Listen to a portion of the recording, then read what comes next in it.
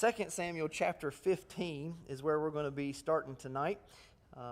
We are continuing here in Absalom, the life of Absalom, and David is going to, in so many ways, be ran out of his kingdom tonight. And I want to work through this kind of like we did last week, a few verses at a time. We'll take, kind of take them in chunks. Instead of me just reading through all 37 verses at one time, we'll just take them in chunks together and go.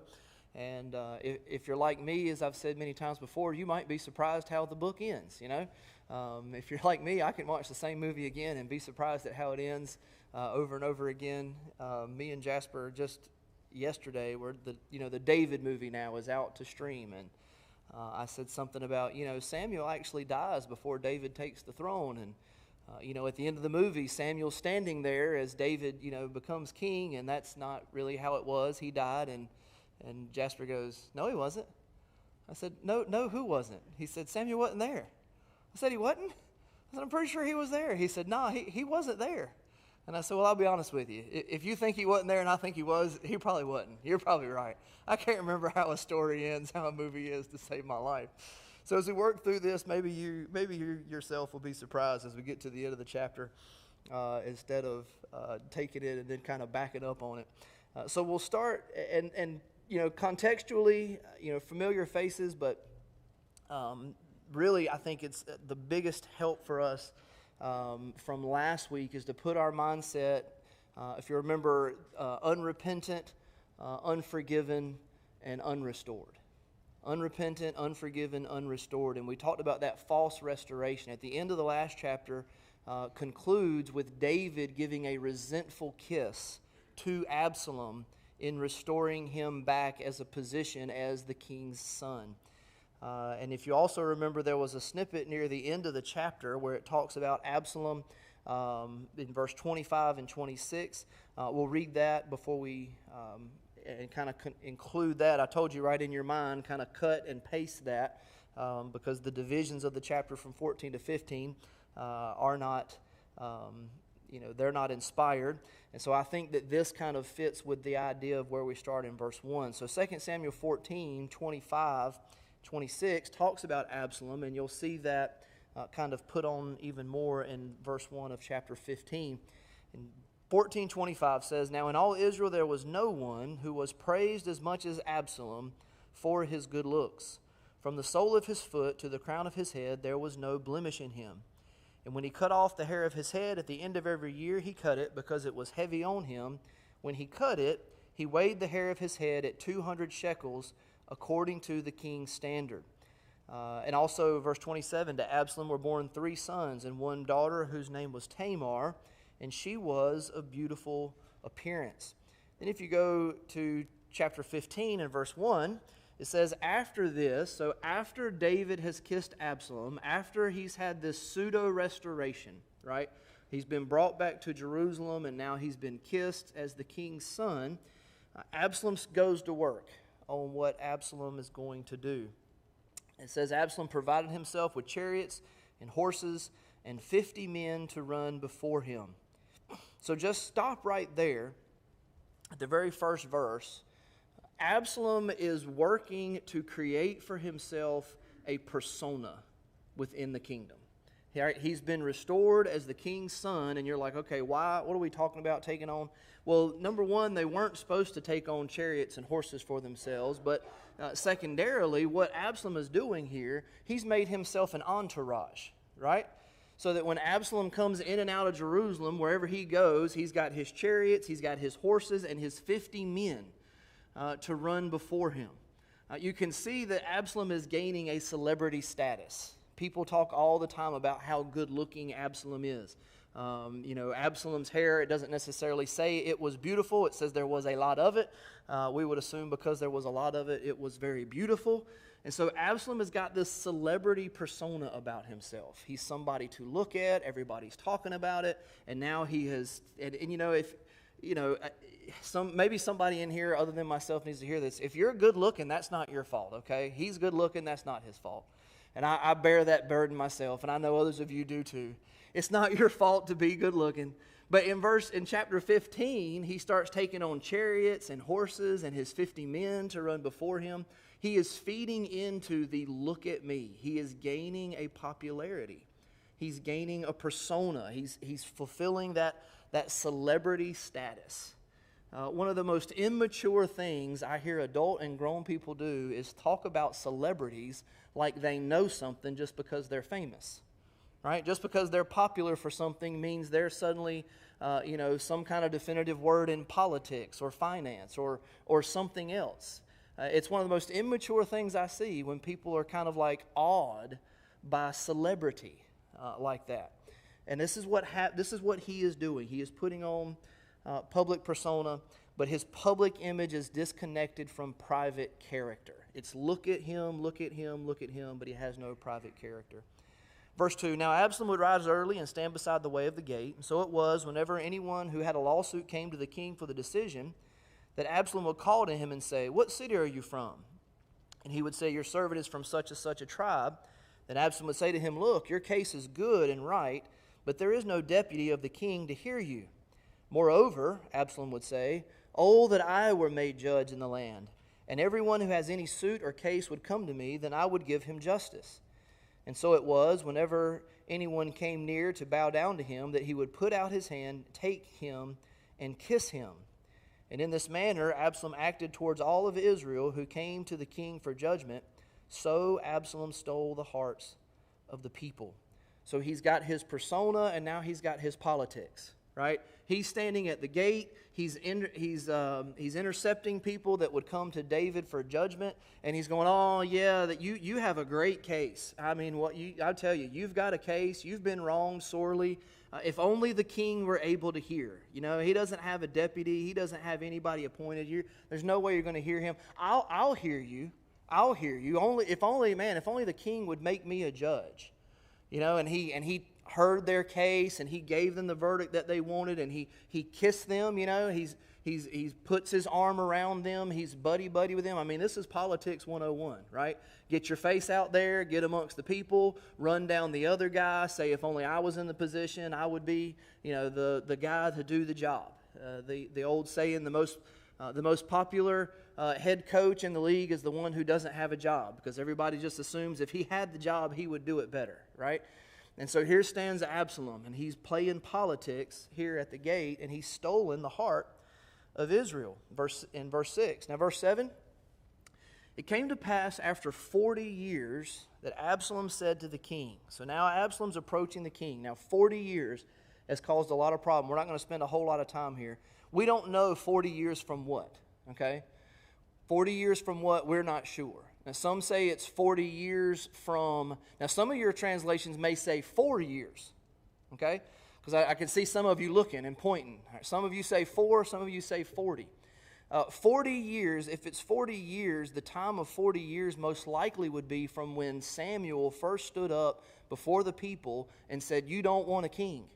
Don't get a king. If you get a king, he's going to take your sons and daughters. He's going to take your servants. He's going to take your cattle. He's going to go to war. He's going to put them out in front of himself to make himself look fancy and good. And in this way, he tries to tell them not to get a king. And now here comes Absalom, right? If it's 40 years.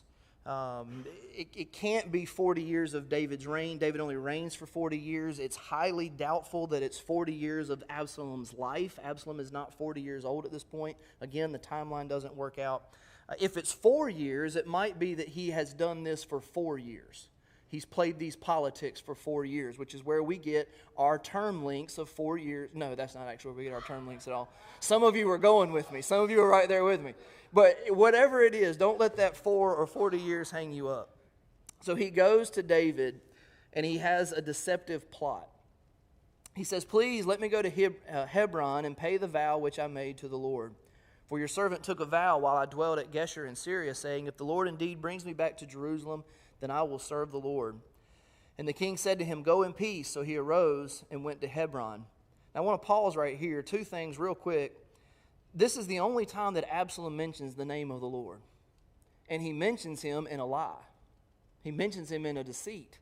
He says, hey, let me go to Hebron. I've sworn a vow before the Lord. He's lying to David because of the plot that he's going to lay out and that we're going to see play out in the next several verses. So keep that in mind about Absalom and about his character. Secondarily, this is the last words recorded from David to Absalom. He says, "Shalom," and go. He says, "Go in peace." And yet Absalom goes to make war. Verse 10, Absalom sent spies throughout all the tribes of Israel, saying, "As soon as you hear the sound of the trumpet, then you shall say, Absalom reigns in Hebron." And with Absalom went 200 men invited from Jerusalem, and they went along innocently and did not know anything.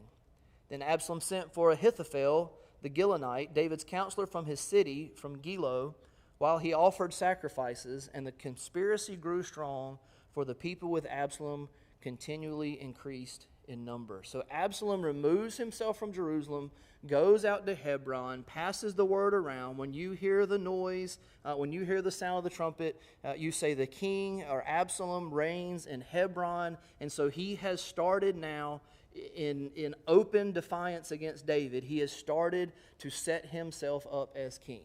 So David's in Jerusalem, Absalom's in Hebron, and he calls for Ahithophel. Ahithophel was David's counselor, but remember, Ahithophel is also Bathsheba's grandfather. Right? I mean, the family ties and all of this stuff is really thick and really strange. You can spend a lot of time kind of thinking down some of these roads and what Ahithophel must have thought about David and Bathsheba for Ahithophel to now be leaving David to go into the camp of Absalom. And that's exactly what he does. And so Absalom, his conspiracy, his number is growing strong there in Hebron. So David, back in Jerusalem. Now a messenger came to David, saying, "The hearts of men of Israel with Absalom." So David and all his servants who were with him at Jerusalem, or David said, "Arise and let us flee, or we shall not escape from Absalom. Make haste to depart, lest he overtake us suddenly and bring disaster upon us and strike the city with the edge of the sword." And the king's servant said to the king, "We are your servants, ready to do whatever my lord the king commands." So David begins his flight. He begins leaving Jerusalem. He tells everyone, "We must make haste, we must depart." Now, you know, we've been pretty hard on David over the last several chapters. You know, it was almost like David could do no wrong in the beginning, and then now with Bathsheba, he becomes so indecisive. He becomes such a poor ruler. He's not handling his household well. We don't really have information on what David is doing here that I can understand or I can figure out. The questions in my mind, is David just refusing to fight Absalom? Does David have the might to fight but is refusing to do so because he doesn't want to fight his son? Or is David just absolutely overwhelmed with no chance of fighting, right? And so he is running for his life. Or does David know that the best thing is it strategic, right? That David is leaving. But nonetheless, he leaves. And he leaves humbled. And he leaves trusting in the Lord. If you want, very quickly, Psalm chapter 3. Psalm chapter 3, I do believe he leaves trusting in the Lord. And I think this ought to shine a light on David's mindset as he's leaving more than the circumstances under which he's leaving. Psalm 3, verse 1, and we'll just read the first verse, and you can, if you want to read this later, I would encourage it. But it says, "A psalm of David when he fled from Absalom his son." All right, so those titles, I think most of you know this, but those titles are original. Those are inspired. That is part of the original there. And so when he fled from Absalom, he says, "Lord, how they have increased who trouble me.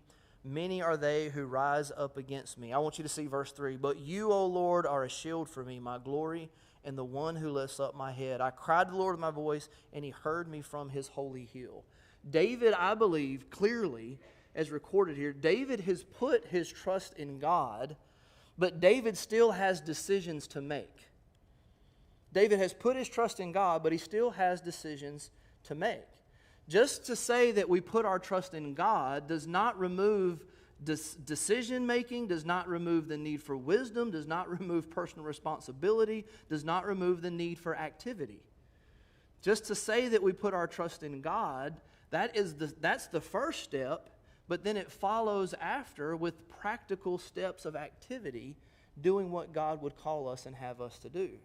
in Nehemiah chapter 4 and verse 9. He talks about, we prayed, they wanted to fight them, to stop them building the wall. And Nehemiah said, so we prayed, and then we took up arms and kept building the wall. It's not we prayed, we trusted in the Lord, and then we just sat there to see if the wall would make itself. Or we prayed that God would protect us, and we did not bring a sword along, or anything like that. You see this, regularly throughout Scripture. And I want you to note, you ought to, if you're reading through this and you're loving on David, a glimmer of light, right, starts to sprinkle back in, because David, it's not recorded here in Samuel, but we have it from Psalm 3. We have this glimmer of hope as David returns back to the Lord and calls out to the Lord. It's interesting to me, and I do not think it's coincidence. Of course, it's not coincidence. David, when he was in the field, when he was on the run from Saul, he walked with God. When he found himself in the comfort of the palace is when he struggled. And now that he's on the run again, here he is calling out to the Lord, following after God. And we're going to see him continue in that. Back to 2 Samuel chapter 15. So the people declare to him, we will do whatever the Lord our king commands. And so verse 16, the king went out with all his household after him, but the king left 10 women, concubines, to keep the house. And that's going to prove to be, to make for an ugly situation in the following chapters. But he leaves 10 concubines behind to take care of the house. Verse 17, and the king went out with all the people after him and stopped at the outskirts. Then all the servants passed before him, all the Cherethites and Pelethites, all the Gittites, 600 men who had followed him from Gath, passed before the king. So they're going out, they're leading out of the city. There's a procession of people who are leaving. They are following King David. It's really kind of hard to imagine all of this. We don't live in a walled city. We live way more spread out and way more sparse. But, if you've ever seen pictures or I've been to Jerusalem, you can imagine this walled city, and now coming from the king's palace is this procession of people, and it's gathering, and you see the king is going out. And as they come out of the city, David stops for the procession to go by him. This is what is happening here. So David stops so that everybody can come by and he can see who all is with him, whether he's, culling it out or just, thanking them like people leaving church. I don't know. But as they come by, they're all coming by David, and David is speaking to them. And notice verse 18, it's foreigners here at the beginning. And you have these men from Gath. They pass before the king. Verse 19, the king said to Ittai the Gittite, why are you also going with us? Return and remain with the king. You are a foreigner and also an exile from your own place. In fact, you only came yesterday. Should I make you wander up and down with us today? Since I go, I know not where. Return and take your brethren back. Mercy and truth be with you. So on one side you have Absalom, and I want you to get this as a mental picture, and I'm trying to close up quickly, but I want you to get this as a mental picture. On one side you have Absalom, who is building a persona, who is playing politics, and is plotting out, a conspiracy. And on the other side you have David, who has called upon the Lord, who is trying. These men are following after him, and he says, you don't have to follow after me. You don't have to go with me. And now this certain group, no, you don't need to go with me. You can stay here. David is doing the opposite of trying to build a name for himself. David is doing the opposite of trying to build up an army to support himself. And God is going to reward one and take down the other in due time. But Ittai answered the king and said, as the Lord lives and as my lord the king lives, surely in whatever place my lord the king shall be, whether in death or in life, even there also your servant shall be. So David said to Ittai, go and cross over, crossing over the Kedron valley there. Then Ittai the Gittite and all his men and the little ones who were with him crossed over. And listen to this, all the country wept with a loud voice, and all the people crossed over. The king himself also crossed over the brook Kidron, and all the people crossed over towards the way of the wilderness. You have this long procession of weeping and mourning because the king is just walking out. Their king is just walking out and leaving them, leaving a vacancy for Absalom to come in and to fulfill. Verse 24, there was Zadok also. Make sure I don't get ahead of myself. There's Zadok also, and all the Levites with him, bearing the ark of the covenant of God. And they set down the ark of God. And Abiathar went up until all the people had finished crossing over from the city. Then the king said to Zadok, "Carry the ark of God back into the city. If I find favor in the eyes of the Lord, he will bring me back and show me both it and his dwelling place." So, all right, so we've got this procession that's coming in front of David. You have these foreigners that are coming through. You have some people that are coming through. You have this one conversation with the Gittite. Now you have the priest and the Levites, and they're coming. They're bringing the ark of God. And David says, "Carry the ark of God back into the city." I believe that David understood and knew the problem that they had with this ark was the idea that this was some kind of powerful relic, right? We'll take this with us. And David, from the beginning of verse 25 to the end of verse 25, I think he is simply saying, God can go with me, or God go with me whether or not the ark comes or not. I don't need God's furniture to have God. This was a failure of Israel way back in the wilderness. That's the very beginnings, right, of Judaism and Christianity. And it continues to be a problem today with so many different religions and so many different subsects of Christian, where they think this thing or that thing is a powerful thing. If I have this while I pray, or if I keep this with me, or have this in my... I'm all for memorials and reminders and things of that nature, but to apply anything to them other than just simply that, memorials and reminders, is a foolish thing. And so David sends the ark back. He understood the difference between trusting God and trying to manipulate religious symbols. And then verse 26, he continues. He says, if I have found favor in the eyes of the Lord, verse 25, he will bring me back and show me both it and his dwelling place. But if he says thus, I have no delight in you, here I am, let him do to me as seems good to him.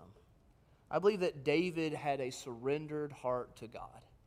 He says, if God brings me back, then that's where I will be. But if God says my time is up, my time is over, then that's where I'll be.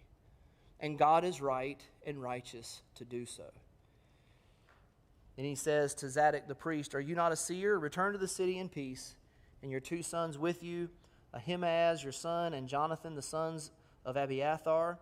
See, I will wait in the plains of the wilderness until word comes from you to inform me.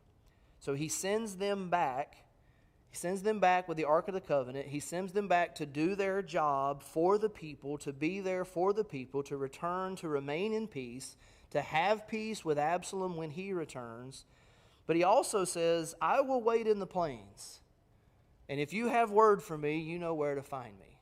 So he has in them a friendship, right? He has in them a confidant. So he sends them back with that word. Then, therefore, Zadok and Abiathar carried the ark of God back to Jerusalem, and they remained there. So David went up by the ascent of the Mount of Olives, and wept as he went up. And he had his head covered and went barefoot. And all the people who were with him covered their heads and went up, weeping as they went up. Then someone told David, Ahithophel is among the conspirators with Absalom. And David said, O Lord, I pray, turn the counsel of Ahithophel into foolishness. This is the first time we've seen David pray, and it's just the first time we've seen it. There's been a lot that has gone on, but it's the first time we've seen David pray since the child that was conceived by him and Bathsheba died. We haven't seen him pray since. With all the trouble with Amnon and Tamar and Absalom and Amnon and now himself and Absalom, this is the first time we see him bowing himself and praying. And what is he praying over? Ahithophel, his friend, his confidant, his advisor, has left and gone after Absalom. So verse 31, he prays to the Lord. I pray, turn the counsel of Ahithophel into foolishness. Now it happened when David had come to the top of the mountain where he worshipped God, there was Hushai the Archite coming to meet him with his robe torn and dust on his head. So here's another counselor of the king. Hushai comes, and he is with David. He has his robe torn. He's got dust on his head. He's coming afterward. He is also in mourning of all that is going on. And here's what David says to him: if you go with me, you will become a burden to me. But if you return to the city and say to Absalom, I will be your servant, O king, as I was your father's servant previously, so I will now be your servant, then you may defeat the counsel of Ahithophel for me. Again, we see David praying, O Lord, ruin the counsel of Ahithophel, and then immediately God sends Hushai along, right? Another counselor. And David is able to warn him and tell him, you go back and you stand against Ahithophel. And he does do that later for David in the next chapter. So he sends him back. He says, do you not have Zadok and Abiathar the priest with you there? Therefore it will be that whatever you hear from the king's house, you shall tell to Zadok and Abiathar the priests. Indeed, they have with them their 2 sons, Ahimaaz, Zadok's son, and Jonathan, Abiathar's son. And by them you shall send me everything you hear. So Hushai, David's friend, went into the city, and Absalom came into Jerusalem. You have this long trek. You have this long, this procession of David and all of his followers just kind of giving up and leaving. Oh Lord, I put my trust in you. Now I'm getting out of here before they siege the city and before this thing gets ugly. And then he begins to pray to God. God, help the counsel. And it's immediately God sends him Hushai. What I see in all this, it's a dark day. There's no way around that. It's a dark day. But the silver lining or the parting of the clouds for me is seeing David turn back to God. The circumstances are secondary to the relationship. Amen? The circumstances are always secondary to the relationship. In our own lives, circumstances may be going south at certain times. We may be looking around going, this is not what I would prefer, this is not good, I'm having to do this, I'm having to do that. But what is most important and what is really the light that shines through in the darkness is the relationship. I can't help but feel somewhat encouraged by the end of this chapter, as opposed to the other chapters where, man, Greg called them scary bedtime stories. This is not a scary bedtime story, because now David, we're starting to see this glimpse of David turning back to God and falling back on God. And the reminder for me is, what do the circumstances matter if we're walking hand in hand with the Lord? Well, what does it matter if we lose the kingdom, if you will, if we lose our city, if you will, if we're on the run and are not as certain maybe tomorrow of where our next meal might come from as we were yesterday? If we're walking with God and that is increasing our relationship with God, praise God for it. That's a good thing. It's easy for me to see that looking back thousands of years, looking back some 3,500 years into the life of David or 3,000 years into the life of David. It's easy for me to see that looking into your life, because your life is not my life. The hardest place to make that application is when it comes to our own life, right? When circumstances might be going in a southerly direction, what is happening with our relationship with God? And while Absalom and all that stuff, maybe there was a time when David could have done something, but at this point in his life, there's nothing he can do about this. But what he can do is turn back to God, call out to him, and follow after him. And that's what David is starting to do. Let's pray. Father, we thank you